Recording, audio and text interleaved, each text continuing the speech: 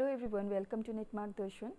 मैं सीमा सिंह इस वीडियो के माध्यम से आपको पेपर 1 की इम्पोर्टेंस के बारे में बताऊंगी। जो भी छात्र या छात्राएं नेट और जीआरएफ एग्ज़ाम की प्रिपरेशन कर रहे हैं तो उनके लिए ये बहुत ही लाभकारी सिद्ध होने वाला है। मैं रिक्वेस्ट करूंगी कि आप इस वीडियो को कंप्लीट देखें ताकि आपको एक छोटी से छोटी इन्फॉर्मेशन भी जो कि बहुत ही महत्वपूर्ण है उसके बारे में जानकारी मिल सके। और आप इसको, जो भी स्टूडेंट्स इस पेपर को लाइटली लेते हैं या फिर उतना इंटरेस्ट नहीं दिखाते, तो इस वीडियो को देखने के बाद आपको इसकी महत्वपूर्णता के बारे में जानकारी मिलेगी, यानी कितनी इम्पोर्टेंस है इस पेपर की, आपको इसके बारे में जानकारी होगी। आइए आगे देखते हैं कि इस पेपर में कितने यूनिट्स होते हैं। सबसे पहले तो हमको ये पता होना चाहिए कि ये जो पेपर 1 है वो कॉमन पेपर होता है, यानी कि मैंडेटरी पेपर है। सभी सब्जेक्ट्स, जैसे कि जिन्होंने भी पीजी किया होगा, जो भी ऑप्शनल उनका सब्जेक्ट होगा, तो paper 2 is a optional subject. तो जिसमें भी आपने पीजी किया होगा तो उस सब्जेक्ट से आप नेट के फॉर्म को फिल करते हैं। जिनका एम जीआरएफ है तो उनके लिए भी सेम यही फॉर्म होता है। आप उसको जैसे 2 ऑप्शन दिए होते हैं, या तो नेट एलिजिबिलिटी के अकॉर्डिंग जो भी इंस्ट्रक्शंस होते हैं फॉर्म में, एप्लीकेशन फॉर्म में आपके फिल करते समय, तो आप उसको पढ़ते हैं, उसके आधार पे आप जो है वहाँ पर टिक करते हैं। सबसे ऊपर जो होता है नेट, या फिर नेट और जीआरएफ दोनों के लिए भरना है, या फिर आपको सिर्फ नेट के लिए भरना है, तो वो एलिजिबिलिटी के अकॉर्डिंग वहाँ पर टिक करते हैं और सारी इन्फॉर्मेशन आप एप्लीकेशन फॉर्म में फिल करते हैं। उसमें आपका जो है, जो भी आपका पेपर 2 का सब्जेक्ट है उसको आप फिल करते हैं, जैसे इकोनॉमिक्स है, इंग्लिश है, या फिर किसी का एजुकेशन है, तो एट्सेट्रा। उसके अकॉर्डिंग आपके पेपर 1 में तो जो है आपका कॉमन आता है, सबके लिए सेम पेपर आता है। और पेपर 2 जो है वो ऑप्शन वाइज आता है, इट मीन्स कि आपके सब्जेक्ट वाइज आता है। अब पेपर 1 में यूनिट 1 से लेकर 10 तक 10 यूनिट्स होते हैं टोटल। इसको मैंने यहाँ पर मेंशन भी किया हुआ है। सबसे पहला है टीचिंग एप्टीट्यूड, फिर रिसर्च एप्टीट्यूड है, देन उसके बाद है तीसरा कॉम्प्रीहेंशन, कम्युनिकेशन है चौथा, पांचवा है mathematical reasoning and aptitude, 6 number में है लॉजिकल रीजनिंग, 7th में है डेटा इंटरप्रिटेशन, फिर है information and communication technology, ICT इसको शॉर्ट में बोलते हैं, people development and environment and higher education. तो ये आपके 10 के 10 यूनिट्स हैं जो कि आपको पेपर 1 के लिए प्रिपेयर करने होते हैं। इसमें सबसे पहला जो यूनिट है, जो सबसे मोस्ट इम्पॉर्टेंट यूनिट जो होगा वो होगा टीचिंग एप्टीट्यूड। ये टीचिंग एप्टीट्यूड ये जितने भी यूनिट 1 से लेकर 10 तक हैं, ये सारे आपकी क्वालिटी को निखारता है, आपके स्किल्स को, आपकी योग्यता को बढ़ाता है। मतलब कि ये एक अच्छे शिक्षक के लिए इन 10 यूनिट को पढ़ना बहुत ही आवश्यक है। अब जब 1 बाय 1 आप इसके इम्पोर्टेंस के बारे में जानेंगे तो आपको और क्लियर होगा कि इसे पढ़ना क्यों इम्पॉर्टेंट है। क्योंकि हम सब्जेक्ट तो अपने मास्टर्स में, पोस्ट ग्रेजुएशन में, पीजी में पढ़ के आते हैं या पढ़ रहे होते हैं, क्योंकि इसमें ये भी ऑप्शन है इस एप्लीकेशन फॉर्म को फिल करने का कि आप अपीयरिंग हैं तो भी आप इस फॉर्म को फिल कर सकते हैं। और 2 साल के अंदर अंदर, जैसे नेट आपका क्लियर है तो 2 साल के अंदर अंदर आप जो है अपना पीजी के मार्क्स वहाँ पर जो भी एलिजिबिलिटी क्राइटेरिया होगा उसको फुलफ़िल अगर करते हैं तो आप वहाँ पर उसको सबमिट कर सकते हैं उसकी इन्फॉर्मेशन। तो इसमें जो है आपका सबसे पहले यूनिट है टीचिंग एप्टीट्यूड।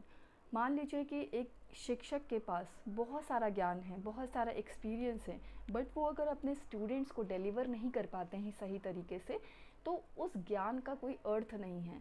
तो उसके लिए टीचिंग एप्टीट्यूड का होना बहुत ज़रूरी है। मान लीजिए कि टीचिंग जो है आप कर रहे हैं और एक स्टूडेंट को उसका कोई भी अर्थ समझ में नहीं आ रहा है, मतलब जो टॉपिक क्लियर करना चाहते हैं उसके लिए वो उस तरह के मेथड्स को यूज़ नहीं कर पा रहे हैं जिससे कि उस स्टूडेंट को समझ में आ जाए।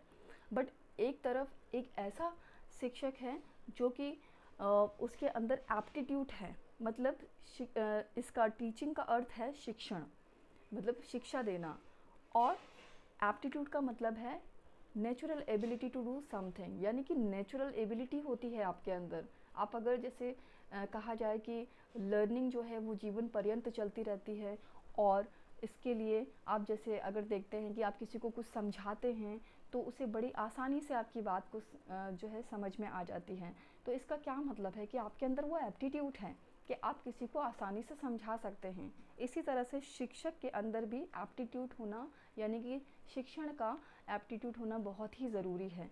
अगर नहीं है तो उससे क्या होगा कि आप अपनी बात को या आप अपनी इन्फॉर्मेशन को, नॉलेज को, एक्सपीरियंस को आप स्टूडेंट को नहीं शेयर कर पाएंगे उस वे में जिस वे में आप करना चाहते हैं। सो इन्फॉर्मेशन यहाँ पर मैंने प्रोवाइड करने की कोशिश की है कि ताकि आप अगर पढ़ना चाहें तो इसे पढ़ सकें और इसमें जो है आपको और क्लियर हो सके। हालांकि जो भी वर्बली मैंने आपको साधारण भाषा में समझाया है उसका यही अर्थ है कि एक अच्छे शिक्षक में वो गुण होना बहुत ही ज़रूरी है जो कि अपनी बात को सरलता से स्पष्ट करने के लिए और अपने एक्सपीरियंस को, नॉलेज को कन्वे करने के लिए, डिलीवर करने के लिए बहुत ज़रूरी होता है। सो नेक्स्ट हम देखते हैं रिसर्च एप्टीट्यूड। जैसे कि नाम से ही पता चलता है कि जब कोई चीज़ ऐसी हो कि जो अभी तक उसके बारे में कोई जानकारी ना हो और हम उसकी जानकारी जो है लेना चाहते हैं, रिसर्च करना चाहते हैं, तो ऐसा अगर गुण है आपके अंदर तो आपके लिए इसकी नॉलेज होना बहुत ज़रूरी है, इस विषय की जानकारी होना बहुत ही आवश्यक है। इसलिए हम NTA, नेट, JRF की प्रिपरेशन करते समय इस विषय को पढ़ते हैं। तीसरा है कॉम्प्रीहेंशन। कॉम्प्रीहेंशन क्या इम्प्रूव करती है? आपके पढ़ने के कौशल को निखारती है और आपके पाठ को समझने की क्षमता को जो है प्रभावी करती है। और इसमें क्या होता है कि आपके ध्यान और एकाग्रता के साथ आप जैसे अध्ययन करते हैं तो उस विशेषता को, उस स्किल्स को निखारती हैं। तो ये आपका जो है कॉम्प्रीहेंशन के थ्रू ही होते हैं। कॉम्प्रीहेंशन एक पैसेज दिया जाता है जहाँ पर आपको उससे रिलेटेड 5 क्वेश्चन दिए जाते हैं। उन क्वेश्चन को पढ़कर आप पैसेज के आधार पर उसका आंसर देते हैं। कम्युनिकेशन है, जैसे कि कम्युनिकेशन आप साधारण लैंग्वेज में अगर मैं आपको बताऊं तो कम्युनिकेशन एक स्टूडेंट और एक शिक्षक के बीच में होता है। अगर एक शिक्षक और स्टूडेंट के मध्य अच्छा कम्युनिकेशन होता है तभी वो अपनी बात को उस वे में कन्वे कर सकता है जिस वे में वो करना चाहते हैं। सो एक कम्युनिकेशन जो है बेहतर होना बहुत ही आवश्यक है। तो इसलिए हम इस पेपर 1 में इसको पढ़ते हैं। मैथमेटिकल रीजनिंग एंड एप्टीट्यूड, आप देख सकते हैं यहाँ पर इसकी जानकारी मैंने जो है देने की कोशिश की है। गणितीय तर्क महत्वपूर्ण है क्योंकि ये महत्वपूर्ण सोच विकसित करने और गणित को अधिक सार्थक तरीके से समझने में मदद करता है। तर्क की अवधारणा न केवल छात्रों को विषय की गहरी समझ रखने में मदद करती है बल्कि तार्किक कथनों के लिए व्यापक परिप्रेक्ष्य रखने में भी मदद करती है। तो इंग्लिश और हिंदी दोनों में ही यहाँ पर दिया हुआ है, आप आसानी से इसको पढ़ के समझ सकते हैं। और आपको अब तो जैसे कि अगर आप वीडियो देखते हैं या फिर कहीं पढ़ते हैं कोई बात को या कोई इन्फॉर्मेशन को तो आपको वो बेहतर समझ में आता है। सो आगे हम देखते हैं लॉजिकल रीजनिंग। लॉजिकल रीजनिंग आपके जीवन पर्यंत कोई भी समस्याएं चलती हैं या फिर कुछ भी ऐसा घटित होता है आपकी लाइफ में तो उससे निकलने के लिए या फिर उसके समाधान के लिए आप जो तार्किक शक्ति का यूज़ करते हैं, जो कि तार्किक रीजनिंग होती है, जो लॉजिकल रीजनिंग आप अप्लाई करते हैं तो उसकी महत्ता आप जो है स्पष्ट हो रही है। जो जब भी मैं आपको जो है इस तरह से स्पष्ट कर रही हूँ, समझा रही हूँ, तो आपको समझ में आ रहा हो कि जीवन पर्यंत कोई भी कार्य हम करते हैं तो उसमें लॉजिकल रीजनिंग का कितना महत्व है।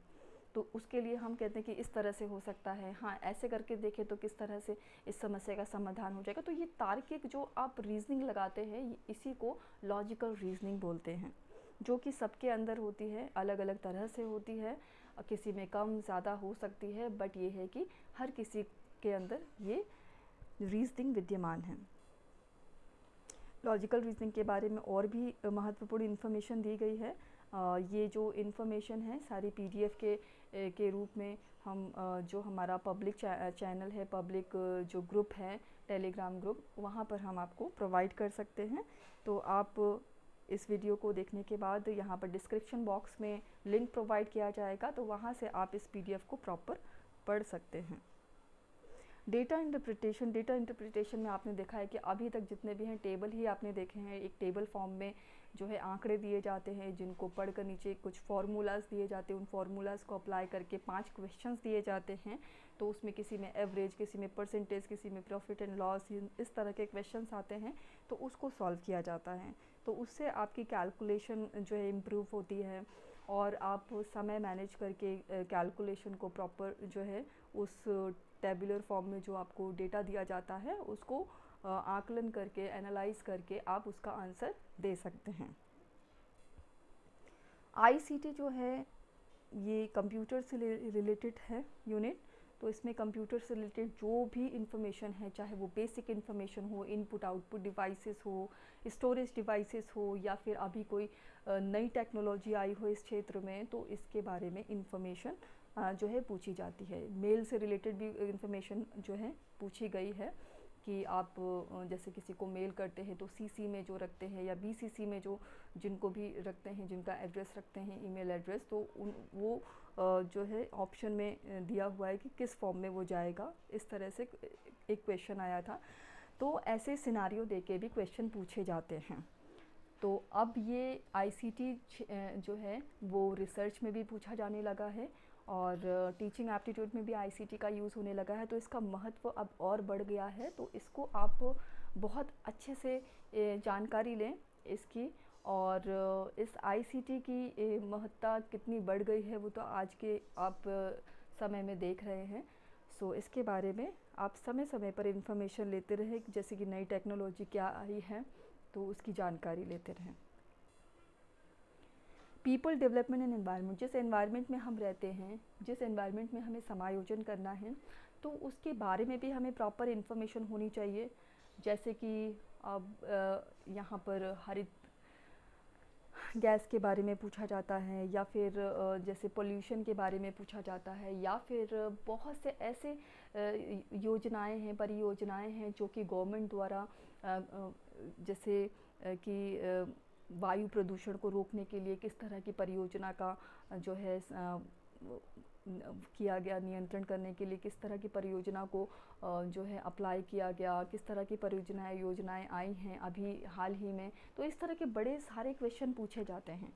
तो अगर आपको उनके बारे में, स्कीम्स के बारे में नॉलेज है जो कि इस क्षेत्र में आ रही हैं, तो उनके बारे में आपको नॉलेज होना बहुत ज़रूरी है। नेक्स्ट है आपका हायर एजुकेशन। तो हायर एजुकेशन एक ऐसा सब्जेक्ट है जो कि आप अगर पढ़ेंगे उसको, हायर एजुकेशन, तो उसी से पता चलता है कि हायर एजुकेशन जो अपने आप में एक बहुत बड़ा जो है बड़ा और महत्वपूर्ण यूनिट है। अब प्राचीन काल में किस तरह से शिक्षा दी जाती थी और उसको फिर आगे कैसे प्रोग्रेस किया गया, कैसे उसका डेवलपमेंट हुआ, किस तरह की यूनिवर्सिटीज़ होती थी, किस तरह से जो है शिक्षा को आगे बढ़ाया गया, तो उस तरह वो नॉलेज भी हमें मिलती है। स्वतंत्रता के बाद कौन कौन सी यूनिवर्सिटी की स्थापना हुई, तो इस कोठारी कमीशन, अलग अलग कमीशन कमिटीज़ से रिलेटेड क्वेश्चंस आते हैं। तो इससे हमें नॉलेज होती है कि प्राचीन काल के यूनिवर्सिटीज़, प्राचीन काल की शिक्षा और वहाँ से लेकर अभी तक जितना भी डेवलपमेंट हुआ है। और अब रैंकिंग से रिलेटेड क्वेश्चंस आते हैं, NIRF रैंकिंग है, और कौन सी यूनिवर्सिटी, कौन सा कॉलेज और जो है प्रथम स्थान पे है, द्वितीय स्थान पे है, इस तरह के बड़े सारे क्वेश्चंस आते हैं।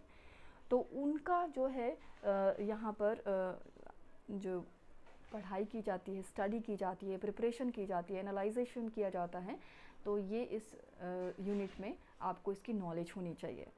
तो अब आपको समझ में आया होगा कि पेपर 1 में यूनिट 1 से लेकर 10 तक इन सब का जो है स्टेप बाय स्टेप कितना महत्व है, और ये बहुत स्कोरिंग भी है। अगर आप चाहें, जैसे कि जो भी स्टूडेंट JRF जिनका एम है, तो वो पेपर 1 में बहुत अच्छे से मेहनत करके, प्रिपरेशन करके JRF के एम को कंप्लीट कर सकते हैं, फुलफ़िल कर सकते हैं।